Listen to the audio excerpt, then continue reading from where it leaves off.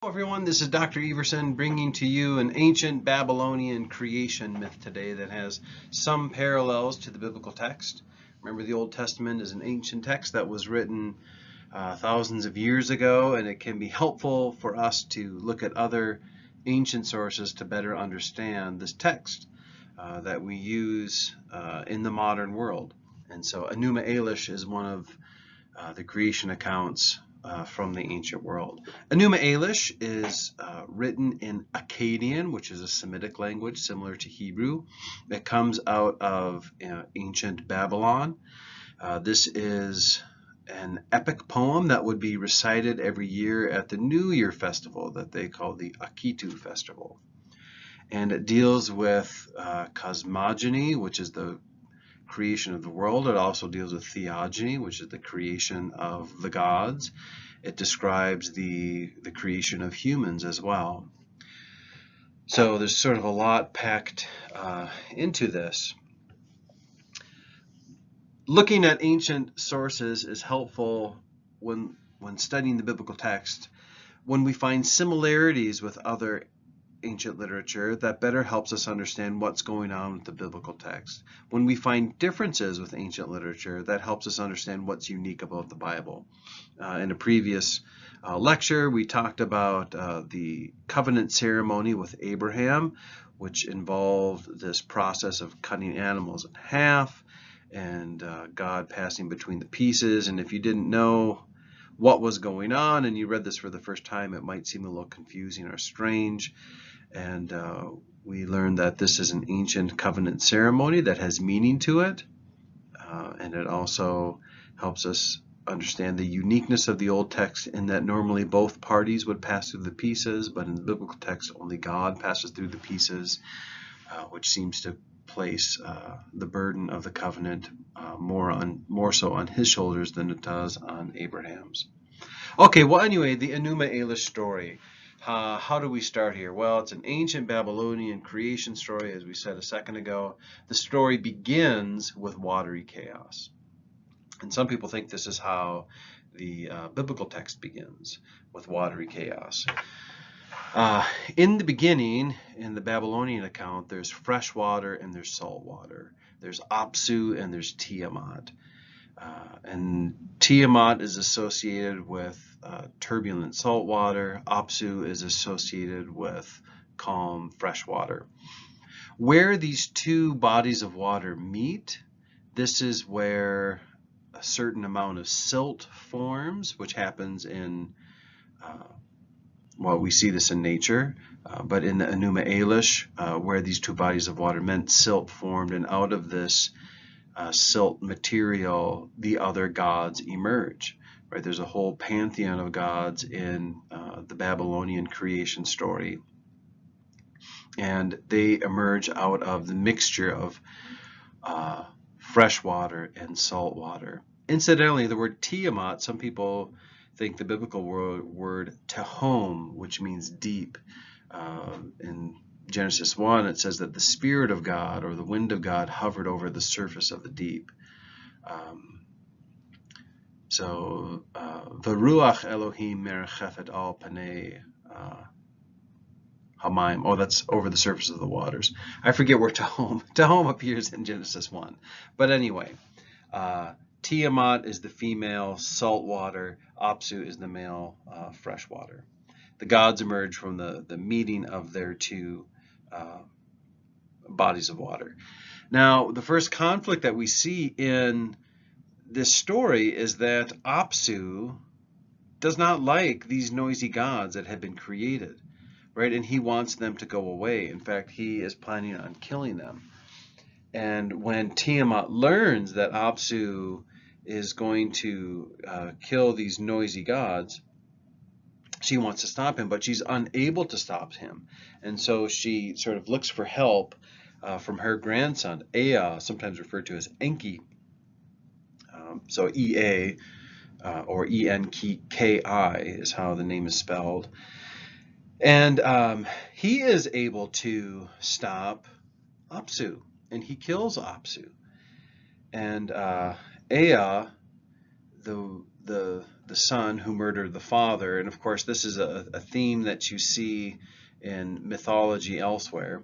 Ea gives birth to Marduk, who is the most marvelous of the gods. Marduk has multiple eyes. When he speaks, it's like lightning. All of the gods marvel at him. He's given the wind as a plaything, and he can he can call up hurricanes and summon the four winds to do his bidding. So Marduk is like the greatest thing ever, right? He's the son of Ea, who murdered Apsu. Well, now Tiamat, even though she wanted to stop Apsu, she's at odds with Ea.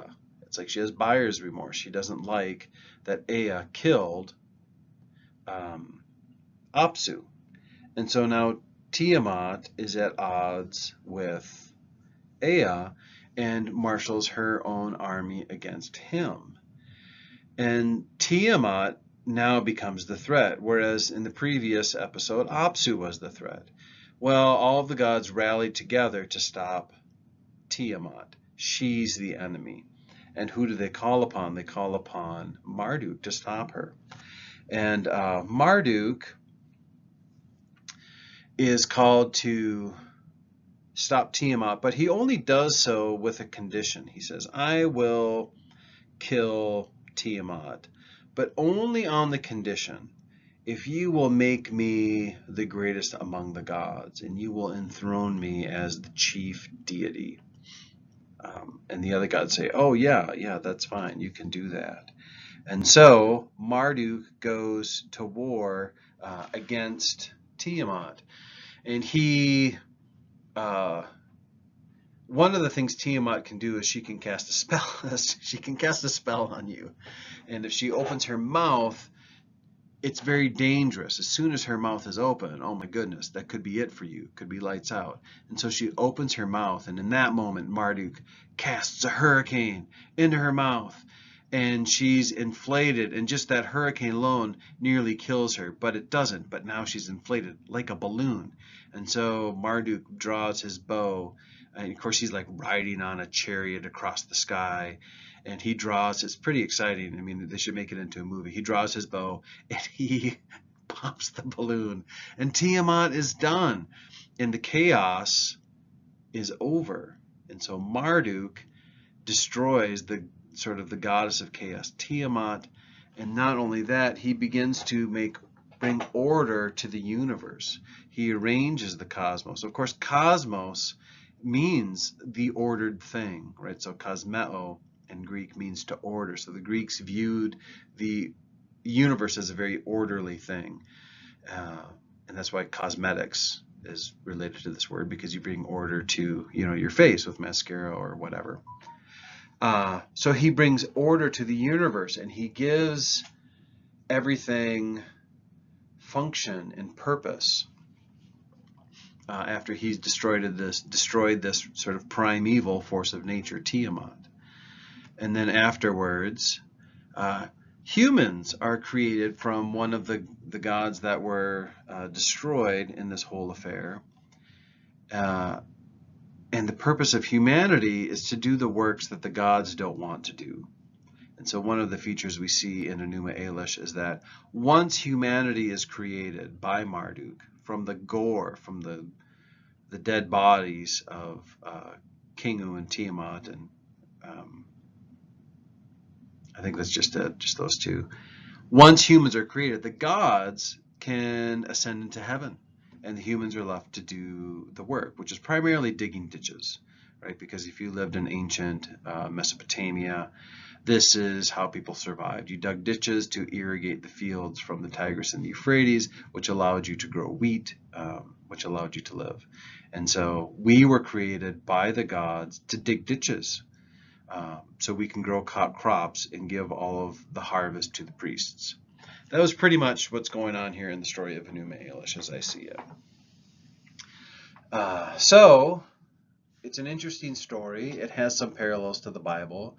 The story, creation begins with watery chaos, and there is a God who brings order to the chaos. This is what we see in Genesis 1. It's very simple.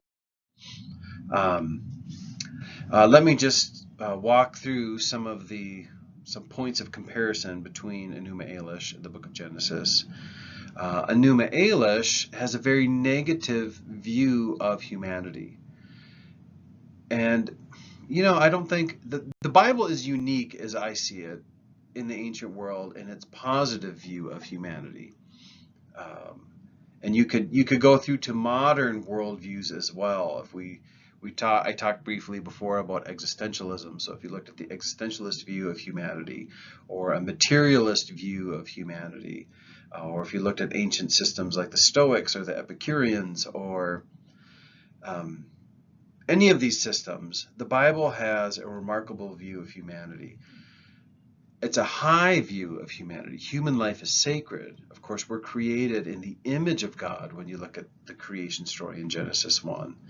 And the first six in every day of creation, God looks upon his creation, and he sees all that he has made, and he says, "Look, it is good. Behold, it is good." On the last day of creation, the apex, the pinnacle, the peak, the finale of creation, humanity's created. And does God say it's good? He doesn't. He says it's very good. Tov ma'od, not just tov ma'od. Humans are the high point of creation. We're better than the rest of creation in God's words in Genesis. And so Enuma Elish, by comparison, has a very low view of humanity. The purpose of humanity is to be enslaved to the gods. We must dig ditches so we can grow crops and give the harvest to the gods, right? And this is where religious cultus, and cultivation go hand in hand. The word cultivation, plowing the earth and planting seeds and growing crops, cultivation, was associated with the temple cult. And that's why it's called cultivation. And you see this in Enuma Elish. That's the purpose of humanity. Whereas humans in Genesis are called to not be slaves to the earth, but to subdue the earth and to bring forth fruit from it. So that's awesome. So Genesis has a positive view of creation, as I said. We're the apex of creation. Creation is good, but humanity is very good. God takes the earth, he takes the Adamah, and he breathes life into it and creates Adam, creates man, creates Adam. Whereas humans in the Enuma Elish story are created from the gore of a slain deity. So, anywho, to me that's awesome. It makes me love the Bible even more. So, just a few thoughts on Enuma Elish. And hopefully that can be useful to you. Have a great day, everybody.